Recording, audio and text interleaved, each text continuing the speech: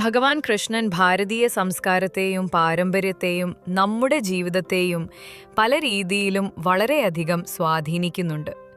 വളരെയധികം ഹിന്ദുക്കൾക്ക് ശ്രീകൃഷ്ണൻ എന്നത് ഒരു പ്രഹേളികയാണ്. മഹാവിഷ്ണുവിൻ്റെ അവതാരമായി ദുഷ്ടശക്തികളിൽ നിന്ന് ലോകത്തെ രക്ഷിക്കാൻ പിറവിയെടുത്തതാണ് ശ്രീകൃഷ്ണൻ. വൃന്ദാവനത്തിലെ ഗോപികമാരുടെ മനം കവർന്ന കള്ളക്കണ്ണനാണവൻ.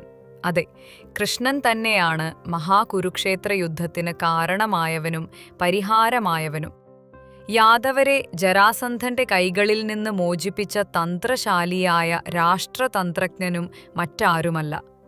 ജന്മാഷ്ടമി എന്ന പുണ്യ ദിവസത്തിൽ ഭഗവാൻ കൃഷ്ണനെ നമ്മുടെ വീട്ടിലെ കൊച്ചുകുട്ടിയായിട്ടാണ് നാം കാണാറുള്ളത്. ജന്മാഷ്ടമി എന്നത് ശ്രീകൃഷ്ണ ഭഗവാന്റെ പിറന്നാൾ ദിനമാണ്. ശ്രീകൃഷ്ണ ഭഗവാന് ഏറ്റവും ഇഷ്ടപ്പെട്ട കാര്യങ്ങൾ എന്തൊക്കെയെന്ന് നമുക്ക് നോക്കാം. ഭഗവാൻ കൃഷ്ണൻ ഭാരതീയ സംസ്കാരത്തെയും പാരമ്പര്യത്തെയും നമ്മുടെ ജീവിതത്തെയും പല രീതിയിൽ വളരെയധികം സ്വാധീനിച്ചിട്ടുണ്ട്. നമുക്ക് ഏറ്റവും പ്രിയപ്പെട്ട ഭഗവാൻ ശ്രീകൃഷ്ണനെ പ്രീതിപ്പെടുത്താൻ അദ്ദേഹത്തിന് ഇഷ്ടപ്പെട്ട കാര്യങ്ങൾ നമുക്ക് വഴിപാടായി ചെയ്യാം. വെണ്ണ. ഉണ്ണിക്കണ്ണന് ഏറ്റവും ഇഷ്ടപ്പെട്ട ആഹാരമാണ് വെണ്ണ. കണ്ണന് വെണ്ണയും മധുര പലഹാരങ്ങളും കട്ടുതിന്നതുമായി ബന്ധപ്പെട്ട് ധാരാളം രസകരമായ കഥകളുമുണ്ട്. ഉറിയിൽ ഒളിപ്പിച്ച വെണ്ണയാണ് കണ്ണന് ഏറ്റവും പ്രിയപ്പെട്ടത്. ഇഷ്ടപ്പെട്ട പൂക്കൾ. മഹാവിഷ്ണുവിൻ്റെ അവതാരമായതിനാൽ ശ്രീകൃഷ്ണന് ആഡംബരവും ഉയർന്ന ഗുണവുമുള്ളതിനോട് മമതയുണ്ട്.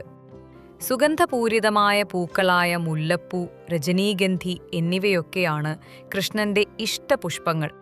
തുളസി. കൃഷ്ണന് ഏറ്റവും ഇഷ്ടം തുളസിയിലയാണ്. ഇതുമായി ബന്ധപ്പെടുത്തി ഒരു കഥയുണ്ട്. പൂർവജന്മത്തിൽ വിഷ്ണുഭക്തയായ വൃന്ദ എന്ന രാജകുമാരിയായിരുന്നു തുളസി. പക്ഷേ വൃന്ദയുടെ ഭർത്താവായ ശംഖാസുരനെ വധിക്കാനായി മഹാവിഷ്ണു അവളെ വഞ്ചിച്ചു. ഇതിൽ മനം നൊന്ത് വൃന്ദ അവളുടെ ജീവനൊടുക്കി.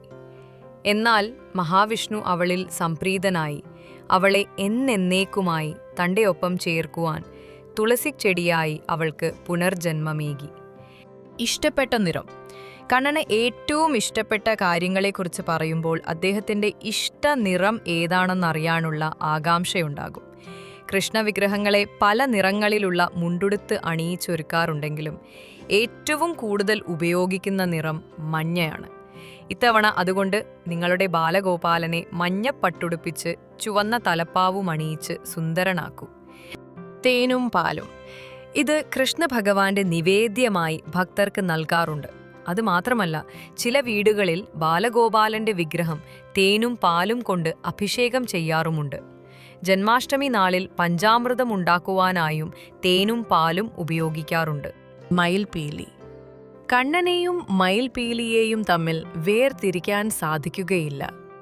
ശ്രീകൃഷ്ണ ഭഗവാന്റെ എല്ലാ ചിത്രങ്ങളിലും വിഗ്രഹങ്ങളിലും അദ്ദേഹത്തിന്റെ കിരീടത്തിലും കയ്യിലും മയിൽപീലി കാണാൻ സാധിക്കും.